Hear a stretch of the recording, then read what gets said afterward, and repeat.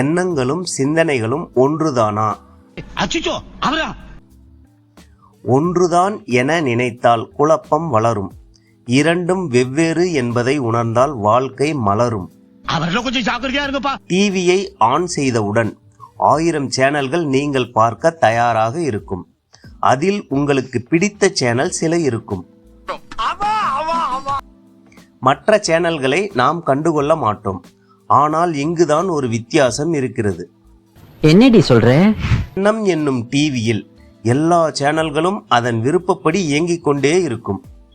பிடித்த சேனல் பிடிக்காத சேனல் என்ற பாகுபாடே கிடையாது. இதை பார்ப்பதும் தவிர்ப்பதும் உங்கள் சிந்தனையின் கட்டுப்பாட்டில்தான் உள்ளது. நம் கட்டுப்பாட்டில் இல்லாத ஒன்று. இதைத்தான் எண்ணம் என்கிறோம்.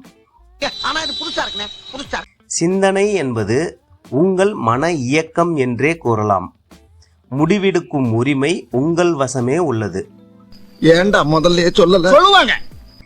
எண்ணத்தில் ஓடுவதை எடுத்து ஆராயலாம், சோதிக்கலாம் அல்லது தவிர்க்கலாம். இது உங்கள் விருப்பத்தின் கீழ் இயங்குகிறது. என்னடா சொல்ற?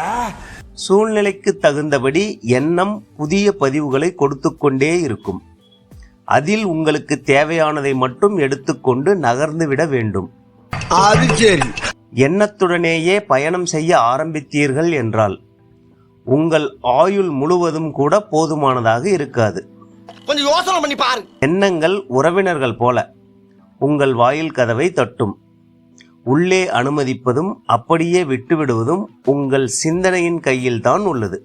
அப்புறம் நான் பொறுப்பு கிடையாது. தெரியுதுல்ல? சில நேரங்களில் நடைமுறைக்கு பொருந்தாத எண்ணங்களும் வந்து போகும்.